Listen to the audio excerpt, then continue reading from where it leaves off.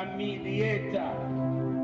Now, I have never seen an employer mediate or negotiate with an insubordinate employee. February 19th meeting was postponed. No matter how large or small, Tanya continues to share her story that has affected her family and letting her voice be heard. Well, the next step is to wait for the SIU to release their police report. They said, I've been calling them on a weekly basis ever since it's happened. I mean, they know me by name. They're probably tired of my voice. They said they're waiting for the autopsy report in order to complete their investigation. I had to call the coroner, who had to call the pathologist to find out why the report hasn't been done. That has finally been completed. The coroner has told me, as well as the SIU head investigator has told me, they have now received the autopsy report. So they're just, doing their last minute things to get the report out. Once the report comes out, we can see whether they decide to charge the officer or not. Whether they do or not, my family is still moving forward with a civil lawsuit. We do believe that the police needs to be charged for this. We do believe that my family, especially my aunt, needs to be compensated for losing her son.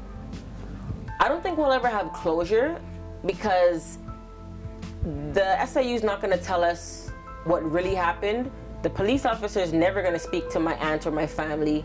And the driver of the car is still missing in action. So, I mean, as much as he was there and seen the whole thing and he's the prime witness, he may not ever speak to my family and tell us what really happened that night. And lastly, Jermaine's now deceased.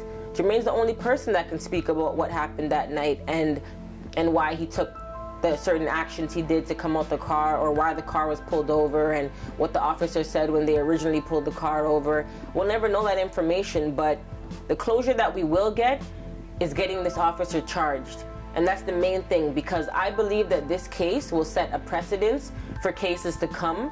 A lot of families will follow my footsteps and do their own independent investigation rather than trust the SIU. And once they realize that families are starting to do their own investigation, they'll now have to crack down on what they're doing to our community, or any other community for that matter.